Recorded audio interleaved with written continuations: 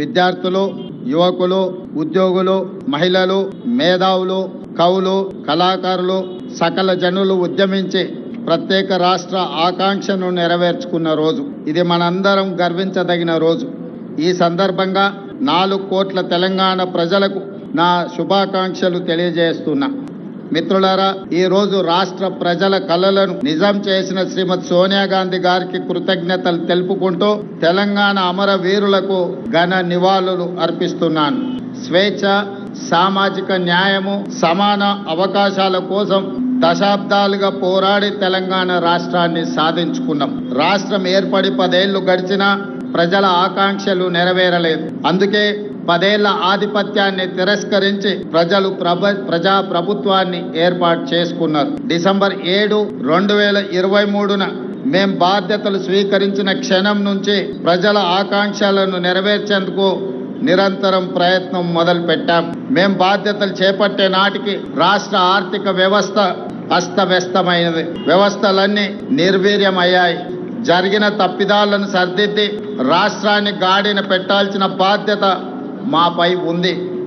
ఇది నల్లేరుపై నడక కాదని మాకు తెలుసు. అయినా ప్రజా ఆకాంక్షలను నెరవేర్చే ప్రజా ప్రభుత్వ ఎజెండాగా తెలంగాణ పునర్నిర్మాణ దశగా ప్రయత్నిస్తూ ముందుకు వెళ్తున్నాం. మిత్రులారా, కట్టు బానిసత్వాన్ని, వెట్టి చాకిరిని తెలంగాణ సమాజం ఏమాత్రము సహించదు. అందుకే ప్రజా ప్రభుత్వంలో ప్రజల ఆలోచనలే మా ఆచరణగా ముందుకు వెళ్తున్నాం. గత 10 ఏళ్ల నిర్వీర్యమైన వ్యవస్థలను ఒక్కొక్కటిగా చక్కదిద్దుతున్నాం. నిర్లక్ష్యానికి గురైన యూనివర్సిటీలకు వీసీలను నియమించాం. తెలంగాణ పబ్లిక్ సర్వీస్ కమిషన్ని ప్రక్షాళన చేసి పోటీ పరీక్షలను నిర్వహిస్తున్నాం. విద్యా కమిషన్, వ్యవసాయ కమిషన్ని ఏర్పాటు చేసుకున్నాం. సమాచార హక్కు కమిషనర్లను, లోకాయుక్త, హెచ్ఆర్సీ కమిషన్లను ఏర్పాటు చేసుకొని వ్యవస్థలను స్వతంత్రంగా పనిచేసేలా చర్యలు తీసుకున్నాం. తెలంగాణ సమాజానికి పునాదులు మహిళలే. ఈనాడు తెలంగాణ సమాజం రాణి రుద్రమను, సమ్మక్క సార్లమ్మను, చాకలి ఐలమ్మను, మల్లు స్వరాజ్యాన్ని ఆదర్శంగా తీసుకొని ఈ మహిళల అభివృద్ధి కోసం తెలంగాణ ప్రజా ప్రభుత్వం ప్రయత్నం చేస్తున్నది. అందుకే 1 కోటి మంది ఆడబిడ్డలను కోటీశ్వరులుగా చేయాలనే ఉక్కు సంకల్పంతో ప్రజా ప్రభుత్వం ముందుకు వెళ్తున్నది. మహిళల ఆర్థిక స్వావలంబనకు ఇందిరా మహిళా శక్తి పాలసీని ఆవిష్కరించుకున్నాం. మహిళలను పారిశ్రామికవేత్తలుగా తీర్చిదిద్దే లక్ష్యంతో తొలి ఏడాదిలోనే 21,000 కోట్ల సున్నా వడ్డీ రుణాలను మహిళలకు పంపిణీ చేశాం. పాఠశాలల్లో మౌలిక వసతులను కల్పించేందుకు పనులను అమ్మ ఆదర్శ కమిటీలకు అప్పచెప్పాం. దేశంలో అదానీ అంబానీలతో పోటీ పడేలా మహిళా స్వయం సహాయక సంఘాలతో సోలార్ విద్యుత్ ఉత్పత్తి ప్లాంట్లను ఏర్పాటు చేయించాం. పెట్రోల్ బంకులు, పాఠశాల నిర్వహణ, యూనిఫామ్ల కుట్టు పనితో పాటు మహిళా శక్తి క్యాంటీన్లను నిర్వహించేలా మహిళలను ప్రోత్సహిస్తున్నాం. తాము తయారు చేసిన ఉత్పత్తులను విక్రయించేందుకు అంతర్జాతీయ మార్కెట్లో మహిళా సంఘాలు పోటీ పడేలా హైటెక్ సిటీ పక్కన శిల్పారామంలో 100 ఇందిరా మహిళా శక్తి స్టాళ్లను ఏర్పాటు చేసి వాళ్ళు ఉత్పత్తి చేసిన వస్తువులను ప్రపంచ దేశాలకు పరిచయం చేసే విధంగా ఈనాడు వేదికను పరిచయం చేశాం. ఇందిరా మహిళా శక్తి సంఘాలకు ఆర్టీసీ బస్సుల్లో మహిళలకు ఉచిత బస్సు ప్రయాణం సౌకర్యం కల్పించడమే కాదు, ఆ బస్సులకు వారిని యజమానులను చేశాం.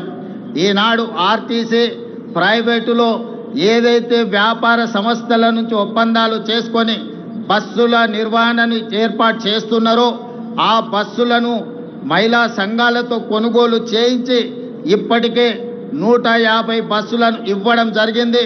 తొందరలోనే 450 బస్సులను మహిళలకు అందించడం ద్వారా ఆర్టీసీలో మహిళలు ఉచితంగా బస్సు ప్రయాణం చేయడమే కాదు, ఆర్టీసీ సంస్థకు 600 బస్సులను ఈరోజు ఎంగేజ్ చేసి వాళ్ళు ఆర్థికంగా ఎదగడానికి రాష్ట్ర ప్రభుత్వం మహిళా సంఘాలకు చేయూతనందిస్తూ ముందుకు వెళ్ళడం జరుగుతుంది. అదేవిధంగా మహాలక్ష్మి పథకం ద్వారా 500 రూపాయలకే గ్యాస్ సిలిండర్ ఇవ్వడమే కాదు, 200 యూనిట్లు ఉచిత విద్యుత్తు ఈనాడు ఆడబిడ్డలకే మనం ఇవ్వడం జరుగుతుంది. అదేవిధంగా ఈరోజు తెలంగాణ రాష్ట్రంలో ఇందిరమ్మ ఇండ్లు కేటాయిస్తున్నాం.